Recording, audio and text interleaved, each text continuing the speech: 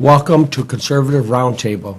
Today is Super Tuesday, and this was a very exciting day today in the political arena.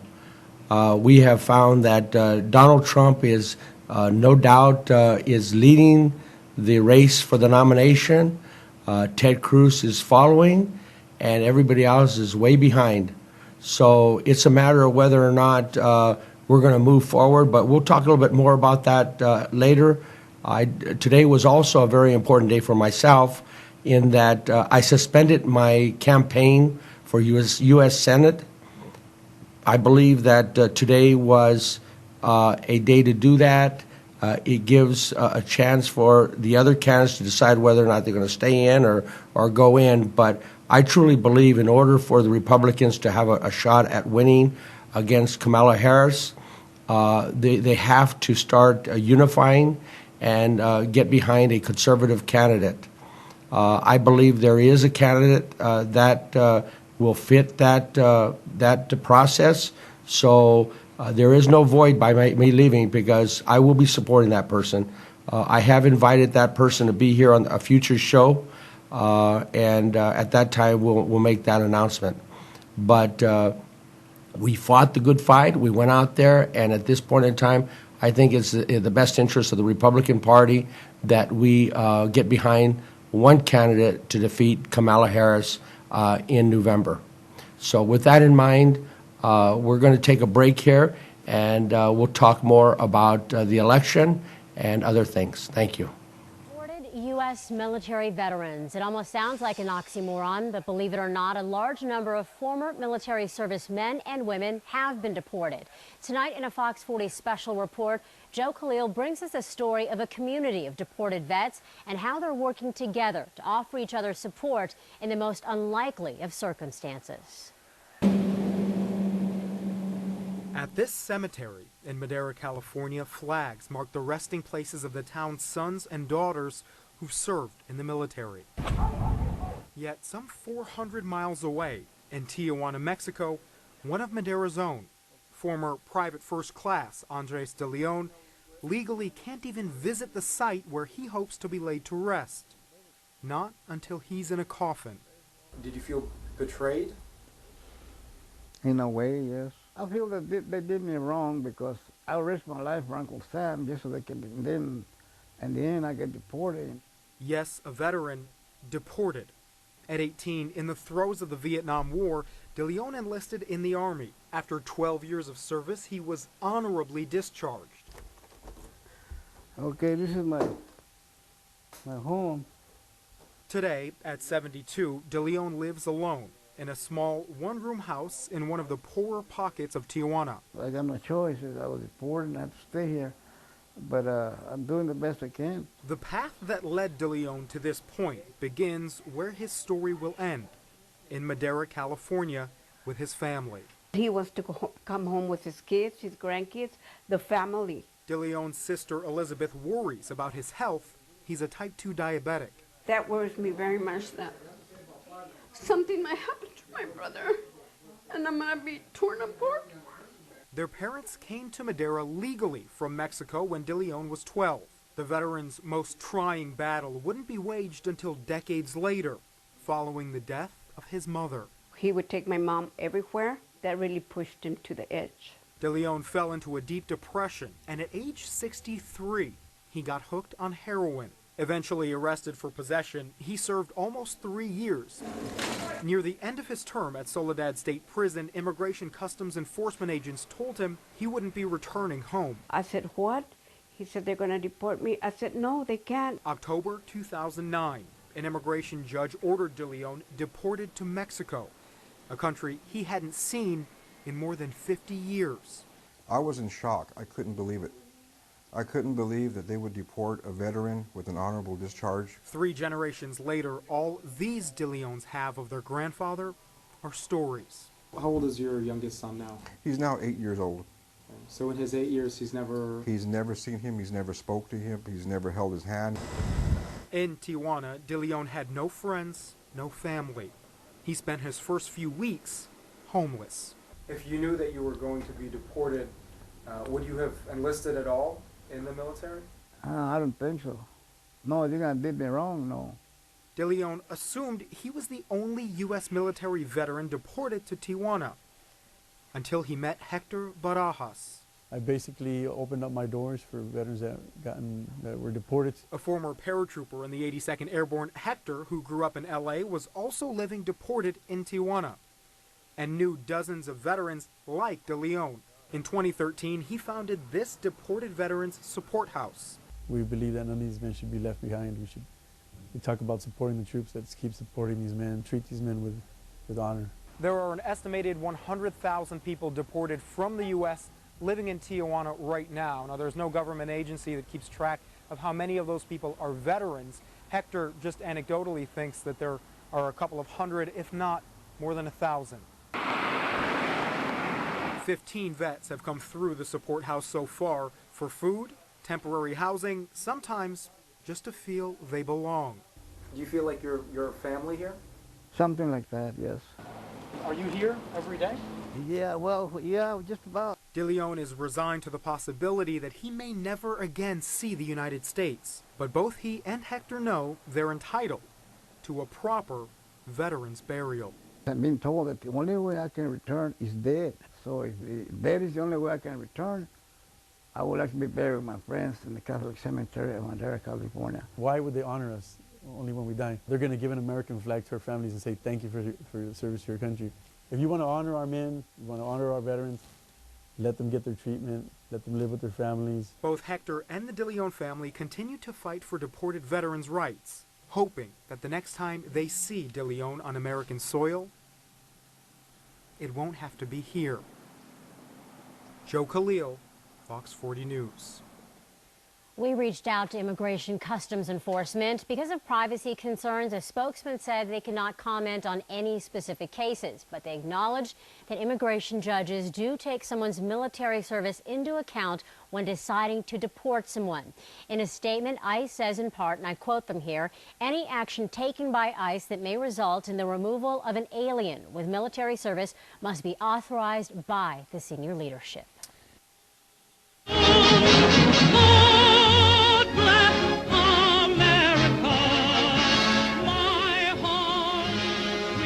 Welcome back to Conservative Roundtable. This is Super Tuesday, and this is Donald Trump's day. Donald Trump cleaned the field today, except two wins by Ted Cruz. He wins Texas and Oklahoma. That gives him a reason to stay in the race. My recommendation is that the other candidates take a hard look at it and realize that they have zero chance of being the nominee. All they're doing is allowing Donald Trump to be the nominee. So, bottom line to all the candidates, take a look at it, realize what you need to do, and hopefully you would support Ted Cruz. As you know, I am a strong supporter of Ted Cruz, and I believe he definitely would make a great president. Although there's a lot of people that are pro Donald Trump and are against Donald Trump, and I guess that would be a discussion at a future show. So I would say that other than that, we've got to look at other options in unifying the conservative movement also in the political arena. And the way we do that is we organize. We develop a mechanism where we can get our message out and get more people involved in the movement. And media is the best way to do that. Conservative Roundtable can be your media. If you're a candidate, if you want to talk about conservative issues, ideas, events, this would be a vehicle to advocate our message so that conservatives win on Election Day. I do think that we need to work harder because the message is not getting through. So with that in mind, I think we should go to a commercial, and we'll pick it up at the end of the next break. And there's your beautiful baby. Any day now. Really? You're eating Doritos? He's eating Doritos on my ultrasound. Do you see what I have to do? I know.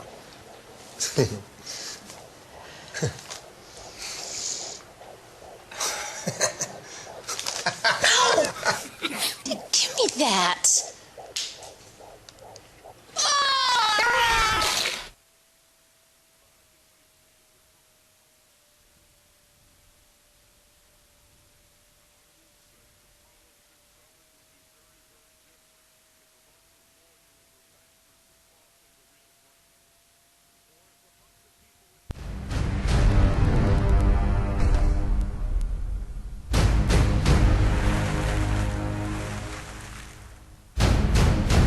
I understand that when the mainstream media covers immigration, it doesn't often see it as an economic issue.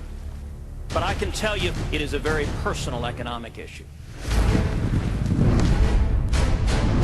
And I will say the politics of it would be very, very different if a bunch of lawyers or bankers were crossing the Rio Grande. Or if a bunch of people with journalism degrees were coming over and driving down the wages in the press. Then we would see stories about the economic calamity that is befalling our nation.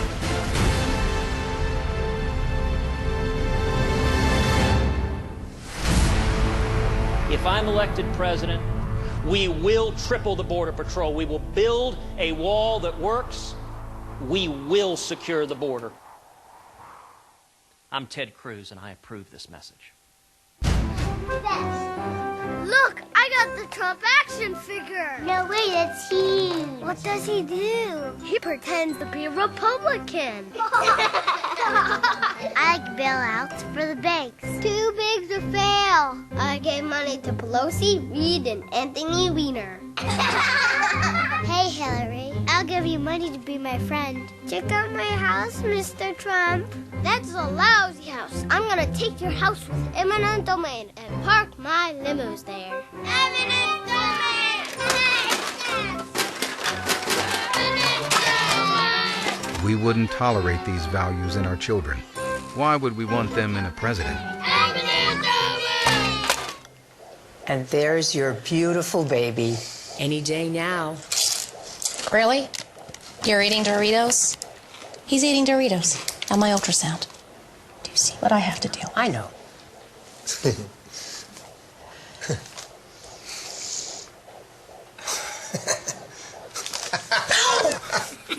Give me that.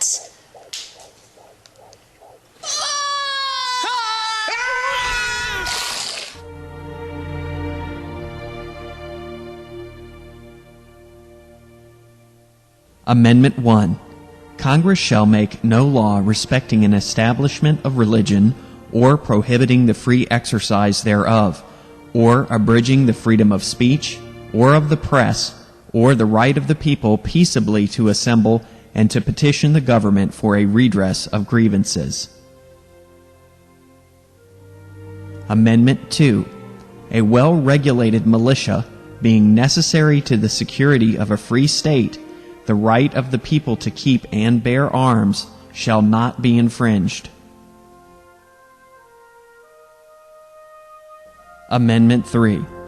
No soldier shall, in time of peace, be quartered in any house, without the consent of the owner, nor in time of war, but in a manner to be prescribed by law. Amendment 4.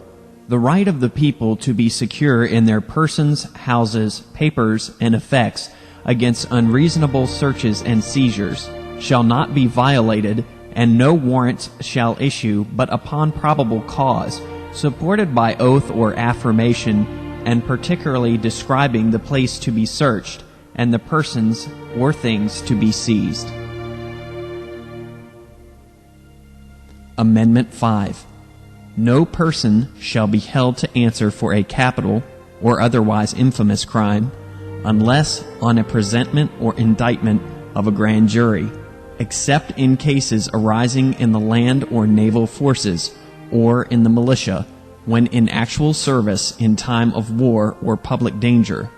Nor shall any person be subject for the same offense to be twice put in jeopardy of life or limb, nor shall be compelled in any criminal case to be a witness against himself, nor be deprived of life, liberty, or property without due process of law, nor shall private property be taken for public use without just compensation.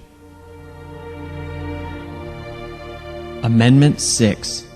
In all criminal prosecutions, the accused shall enjoy the right to a speedy and public trial by an impartial jury of the state and district wherein the crime shall have been committed, which district shall have been previously ascertained by law, and to be informed of the nature and cause of the accusation, to be confronted with the witnesses against him, to have compulsory process for obtaining witnesses in his favor, and to have the assistance of counsel for his defense.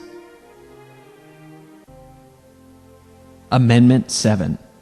In suits at common law, where the value in controversy shall exceed $20, the right of trial by jury shall be preserved, and no fact tried by a jury shall be otherwise re-examined in any court of the United States than according to the rules of the common law.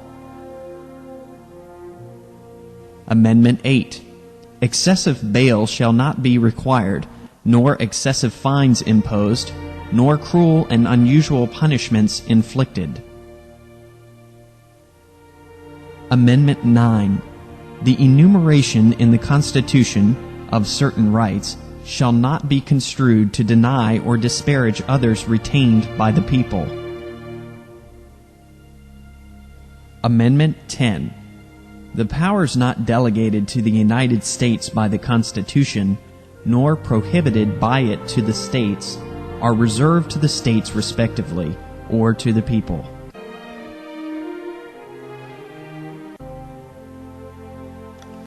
And there's your beautiful baby.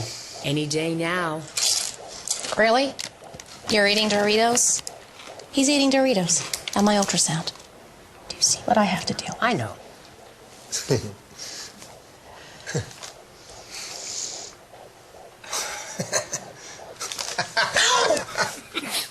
me that.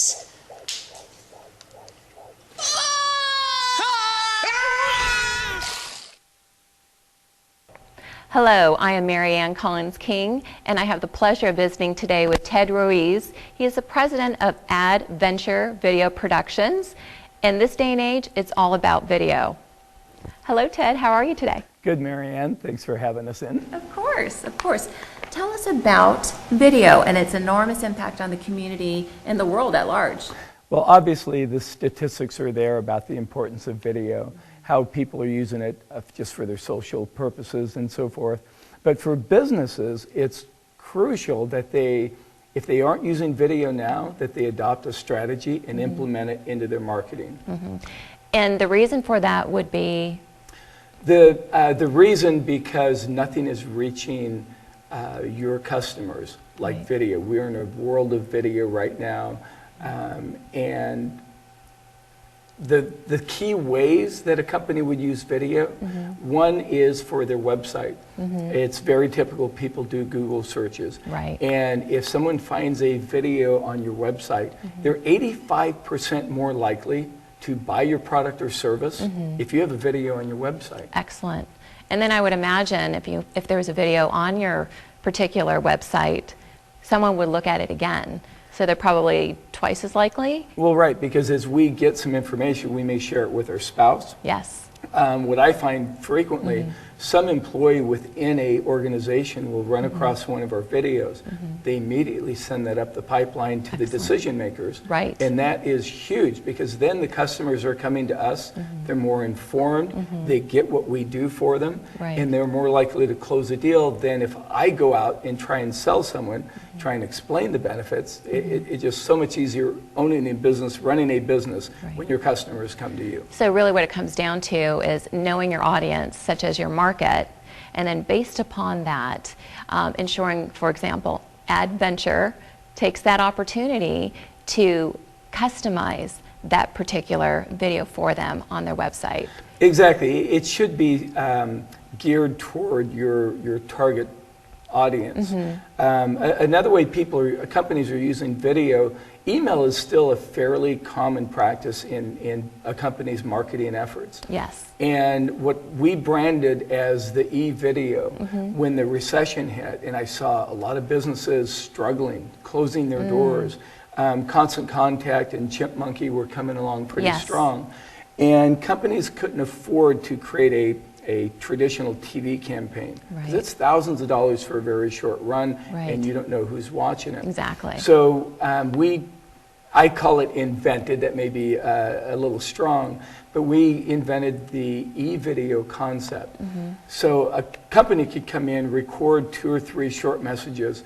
They can embed that video link very easily, post that on YouTube. You don't need to have a server and an IT guy. That gets scary. And this is helpful, yes. It's helpful. You post it Absolutely. on YouTube, you copy and paste that link in your email. When people, they're 300% more likely to react to that email, open and click through to find out more about you. If you have a video in that email, that's huge for businesses, return on investment. Yes, and it's all about the ROI when it comes to business. Absolutely. Knowing your market, knowing your audience, and the affordability factor really is key with organizations and businesses. So with that being said, we are going to take a quick look at a video in reference to example of a video with Adventure. It's a tough business climate right now. Here are some survival tips. People are 85% more likely to purchase your product or service after watching a video. People spend twice as much time on a website that has video. There's up to a 300% increase in click-through rates when you link a video in an email. 46% of people took action after viewing an online video. A 1-minute video is worth 1.8 million words. These are just some of the reasons why people should use video on their website, social media, email, and other marketing efforts. Video is more important than ever to a business's survival. And Adventure Video has been pioneering the latest technology and trends of using video for business. So call us. We do video. Welcome back. We hope you enjoyed that video.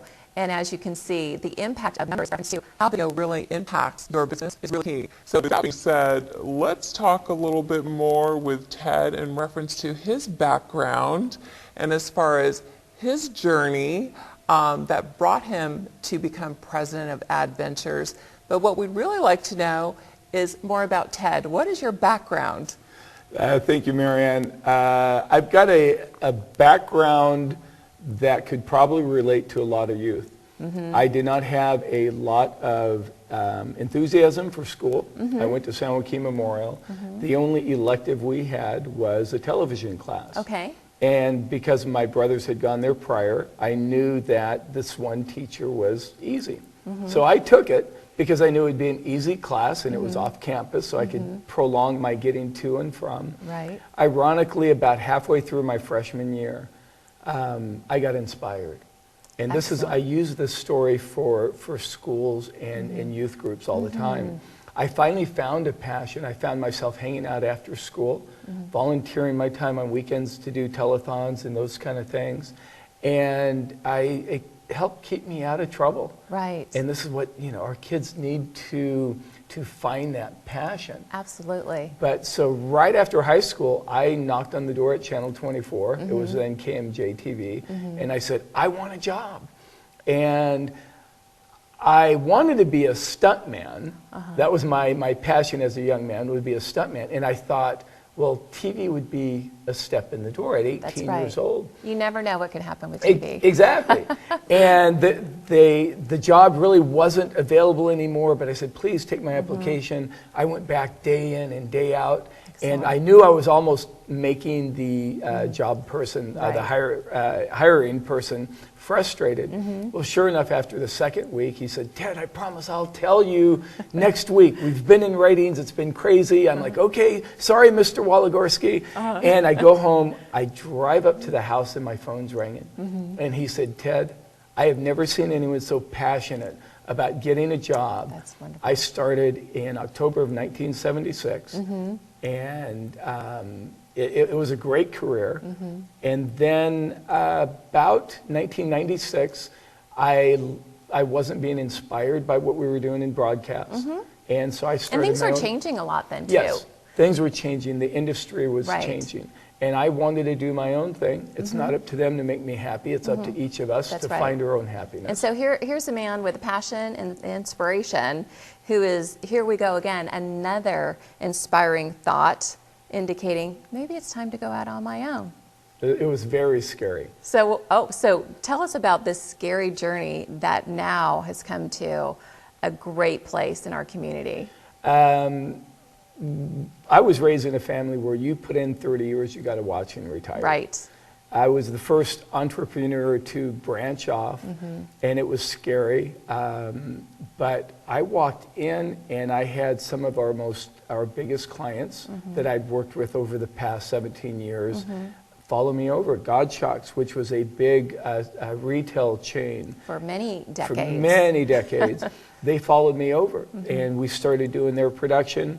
After about a year, they kept wanting more and more of my time, and typical, they were asking to discount the rate, and it was a scary decision for a young business owner to say, I can't do that, knowing they would probably leave. But by doing that, when they eventually, after a couple months, they went to a TV station to do their production, we landed, by being free to be back out in the community, we landed Save Mart and Food Max supermarket chains. Excellent. And that kept us for 8-9 years. I mean, we were doing, Marianne, shoots at the coast. We would take over Carnival cruise ship. Wonderful. And it was just, it was exciting. It was very exciting. I was very blessed. And with that being said, you said goodbye to the fear and hello to faith. Yes. And then you just move forward with that. Yes. So both you and I know that when you have really great faith as far as expectancy, and you are an individual that is not only kind but strong and humble, people will want to work with you. Well, and that's what I've noticed within a short period of time that I've known you. Yeah, thank you. And that's one thing, it snuck up on me. Yeah. It really started just as, like I mentioned about, helping our youth. Yes. And then during the recession, especially, a big part became helping other businesses to survive, more than just provide them a service that might help them. We actively began donating and discounting our services to keep those doors open. Right. And what I found about the last 8-9 years was those little efforts to help others, for the nonprofits we donated, the charities we donated our services, which in a way was to help gain greater awareness of adventure video. Yes. That has kind of caught up, and we've kind of become seen as a community, part of the community, an asset to the community. Absolutely. And that means far more than the bottom line at the end of the year. When you die, if you feel that you've actually made a difference in your community, that's great. And that kind of snuck up on me unexpectedly. Right. And I think what that's about is maintaining your integrity through those years. And you had some tough times, but you didn't give up. And you maintained your passion, your integrity, and people watch that. People are aware of it. Well, it's good to know, because you never know, and sometimes you feel like you're out there in the ocean alone. Right. But I think the biggest time was when the recession hit, and I went for my own help to score in SBA workshops. And the second one is where I saw the other businesses struggling, and that hurt. Yeah, but there was a fire within you that said, I need to do something different. Right. It's time. Right.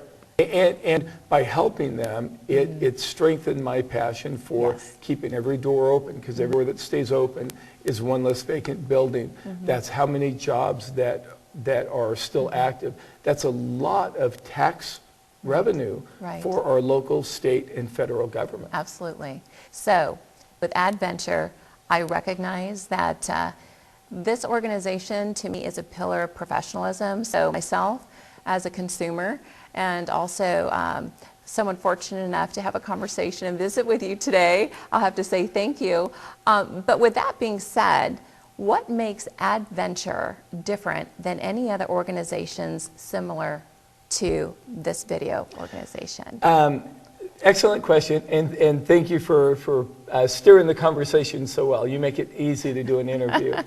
We're having a conversation. Yes, Adventure Video, the thing that makes us different really is along with, I think, our absolute integrity and customer relations, customer relations is more than just a phrase. It's following through, taking that call at 2 in the morning, taking that email, and I have, and taking that email first thing in the morning, like we were this morning, 7 o'clock while I'm shaving. You and I are having a discussion. Back and forth, yes. Exactly.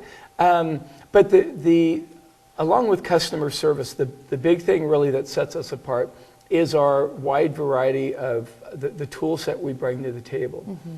If a client walks in, and we just had a great story that reinforced this about 4 months ago. Mm-hmm. Client walked in, I did not know he had already given a deposit to one of our competitors.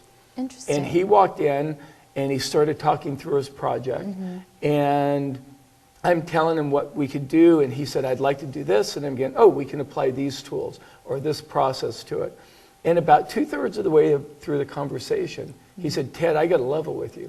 I've already given a deposit to one of your competitors. Wow.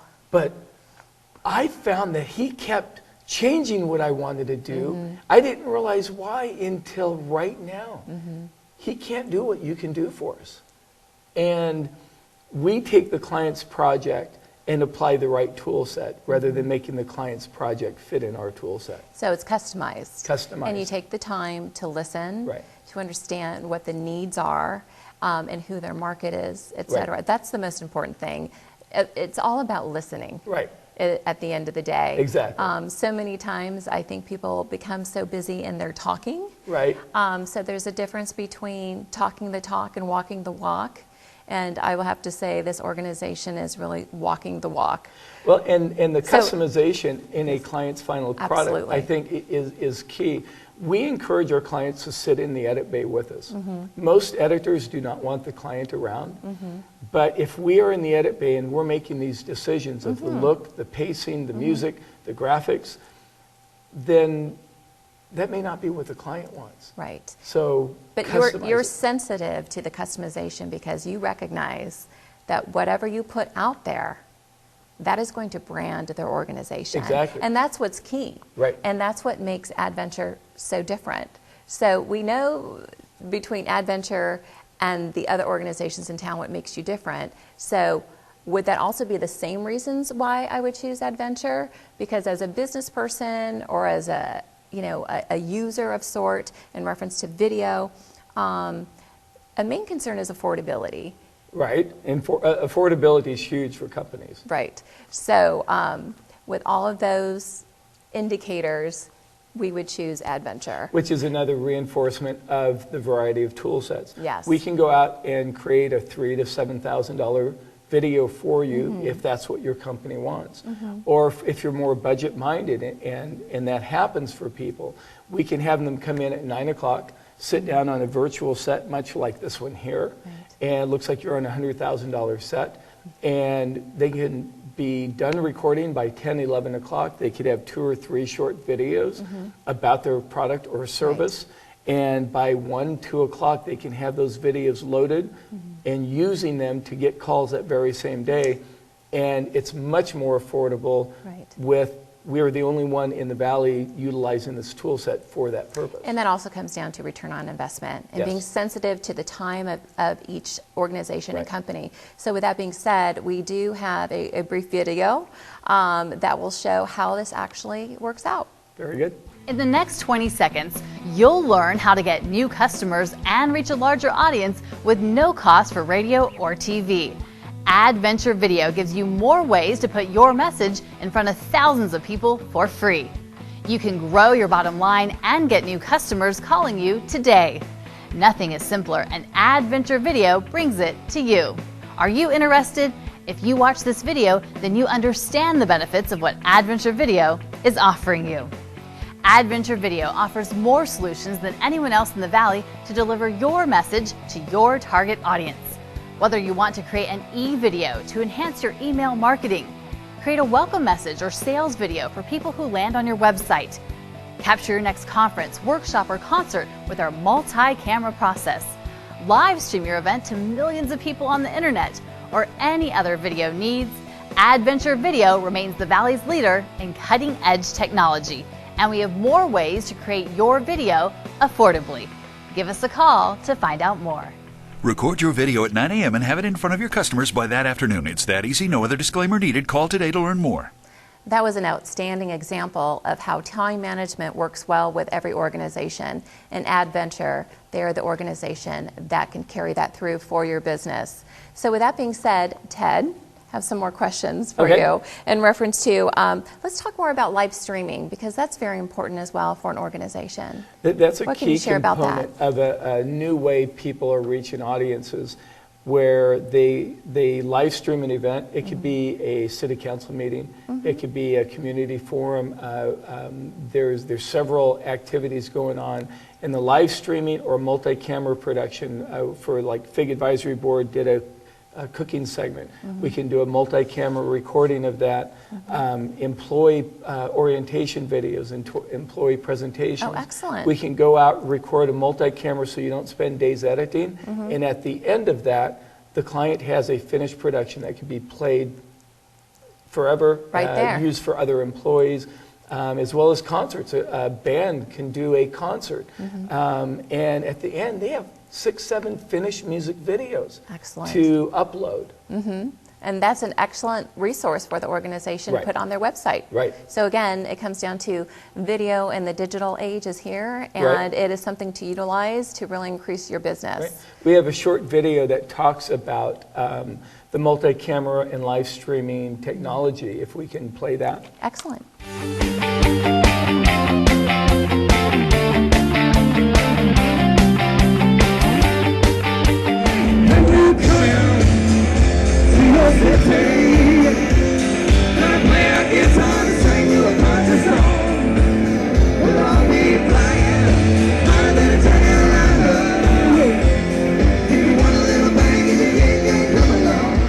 Relic left over from the last century.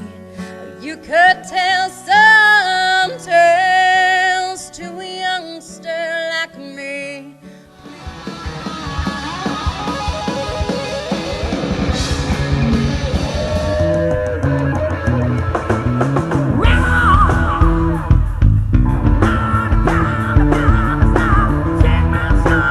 Incredible thing that happens. And they're not really wearing orange jackets today because it's so warm out there right now. Unbelievable. Unseasonably, isn't it? Unseasonably. This is not supposed to happen. So, I mean, you know, we would prefer rain, but if you can't have rain, you'll have 65, 70 degree weather.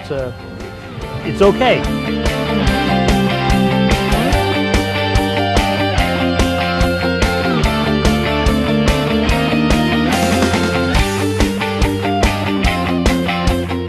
Constantly growing, and you're working with your lawyer, and you're working with your internal team or your external team, and it's always changing.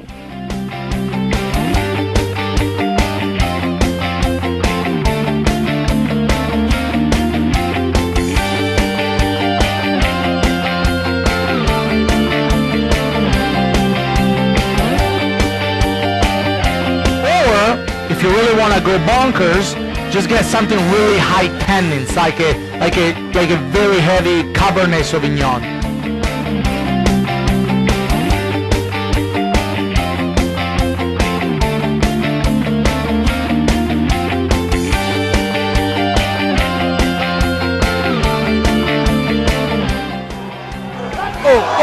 Oh my gosh, what an awesome sweep.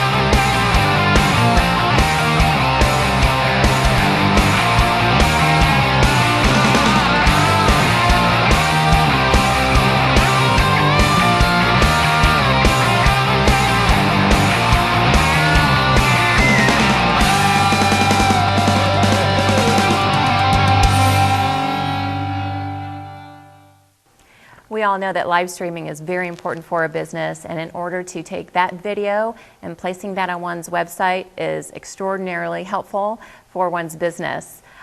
In addition, in reference to increasing one's business acumen and having better relationships with individuals within the community, networking, Chamber of Commerce, working with the community makes such a huge impact. I know that Ted is excellent at this. And Ted, would you like to share some more about your tactics as far as working with those in the community? Yes, briefly, the benefit of a company belonging to a Chamber of Commerce is about threefold. First of all, it helps you network with others. What that does, it allows you to find good businesses and to utilize those connections that you have and send some work their way. Because it's not all about, here's my card, call me if you want me. Right. It really needs to be about, oh, thanks for your card. I run into 2 or 3 people a month that could use your business, be it printing, plumber, whatever. You're a connector. Right, exactly. I enjoy that role. Another benefit of working with the local chamber is individually, we can only do so much to help our community. There are tons of nonprofits and charities that could use some support. Yes. And collectively, I may partner with 2 or 3 other people with similar but not exact services. And we may be able to combine our services for video, a website company, as well as a SEO marketing company to help one of the local nonprofits to grow and to provide more services for others in the community. So collectively, we really can do more than individually, and that's another benefit to the Chamber of Commerce. Right. And really what it comes down to is, here's an opportunity in reference to, you're a business owner, you're at a Chamber of Commerce event, a wonderful opportunity to connect with others. Right. And again, it's not so much about, here's my business, it's a lot of times it's about, what can I do to help you? Exactly. And you know, it all comes around. Yes. It's all about paying it forward, Right. and that's what's really, truly important. So with that being said, we recognize that you are a man about town, you're a part of the community, and we are so fortunate for that. Thank you for that. And in reference to the work that you do at Adventure, we are all aware that video has just amazing impact as far as an enormous increase in your business. Right. So that's key as well. But we'd like to take a little bit of time now for our viewers to view your outstanding studio. So Excellent. we do have a studio tour. So thank you to all of our viewers today. It's been an excellent conversation with Ted.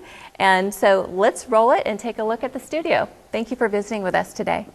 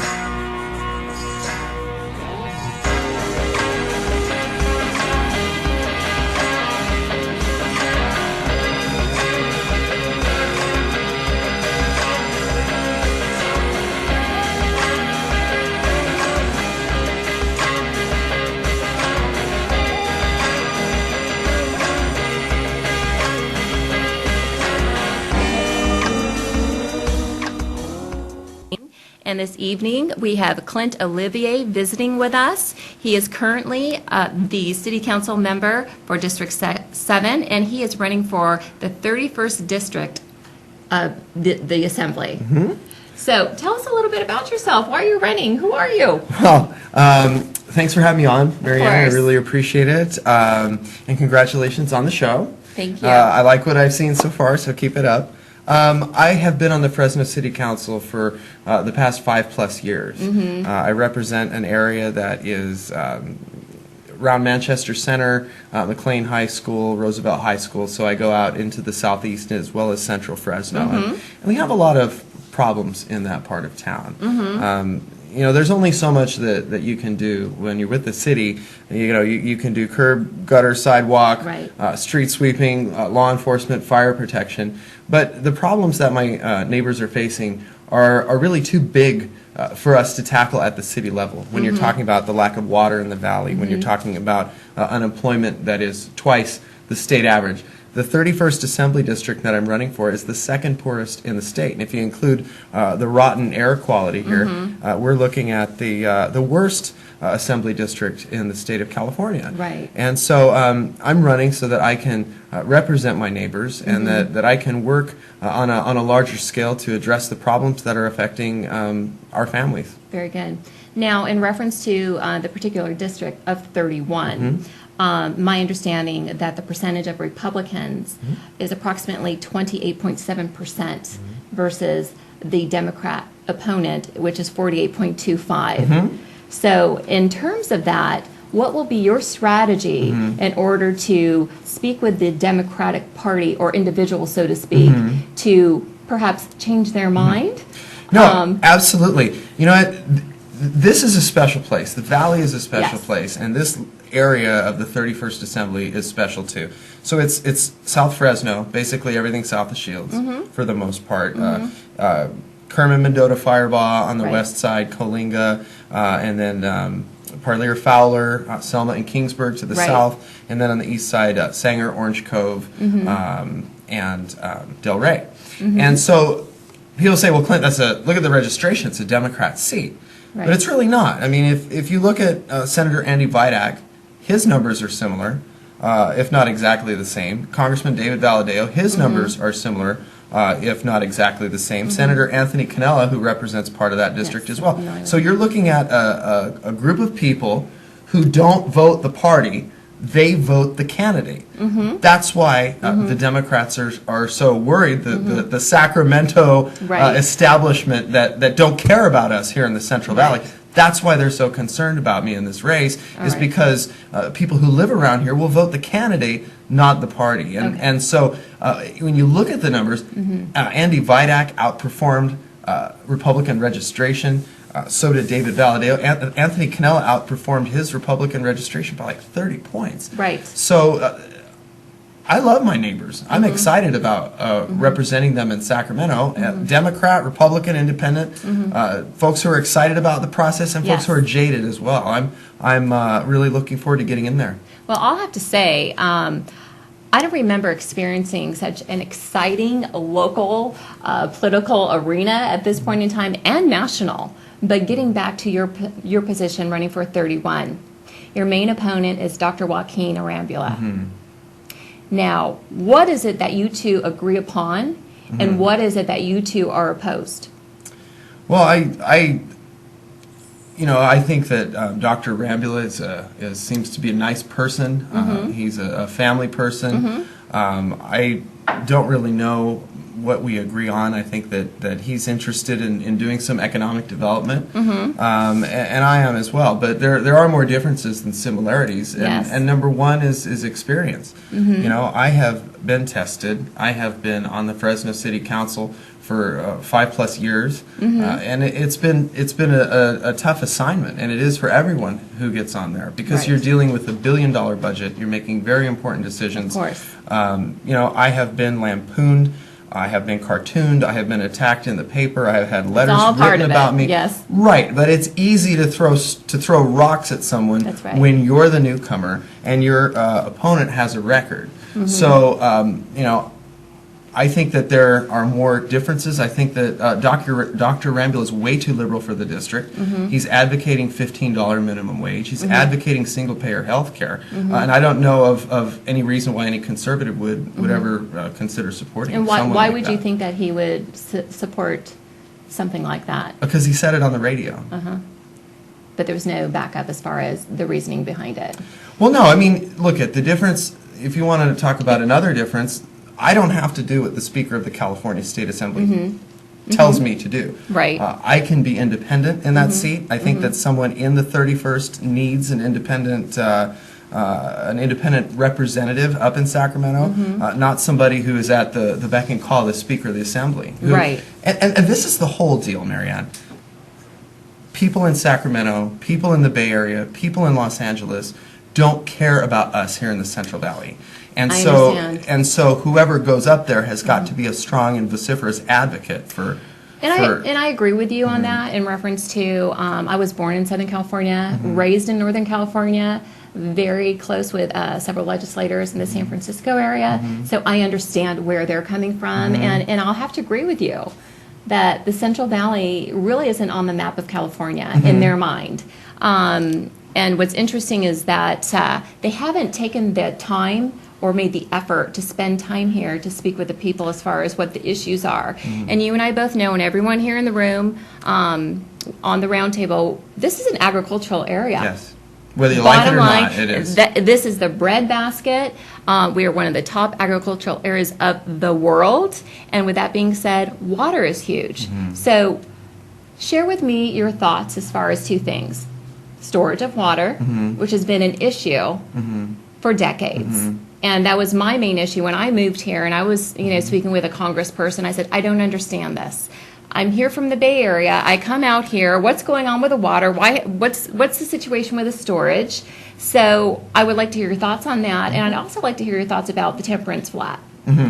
Well, I think that kind of going back to what you were saying, I know of a grower in our community, and it's Joe Del Bosque. Yeah. And Joe does tours. And he's a friend of mine. He's fantastic. Yeah. And you know what? His place is out on the west side. Yes. He grows a variety of crops, and his farm has become a stop on the circuit for people, politicians looking to be elected to a different office. And the main reason is because President Obama was out there a couple of years ago on Valentine's Day. Right. So, yes. I made my remember pilgrimage. Gavin Newsom's been Yes, out there. yes. Some of the others have been out there. But he'll do tours for state lawmakers. Right. And he has had folks come to his farm and say, wow, I've never been to a farm before. What is that? Or how does that work? And that's exactly what I'm talking Right, about. right. But it doesn't answer your question, so I'll answer your question. Okay, so we're talking storage and we're talking temperance flat, because these are two main issues that are near and dear to my heart, near and dear to the hearts of my legislative friends and colleagues. So I would like to hear what you have to say as far as a plan. I think that a vision and a plan, that's what I like to hear. Well, I think that a good start, a lot of folks are beginning to sign the new petition. The Secretary of State has just approved the language, and the petitions have been prepared and are being signed right now.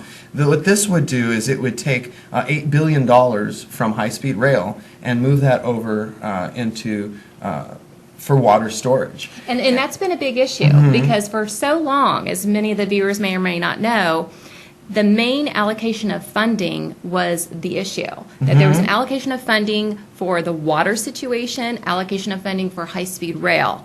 So, high-speed rail has a high price tag. Yes, it does. So, and I understand that, and myself being from the Bay Area, I recognize it's not easy to get here. It would be great to have some form of transportation that would be quicker and more efficient, and I understand that. I'm concerned about the price tag, obviously, and several people that I'm close to that do work in politics support it, and I understand that. But, there's so many different threads and facets about it. The cost.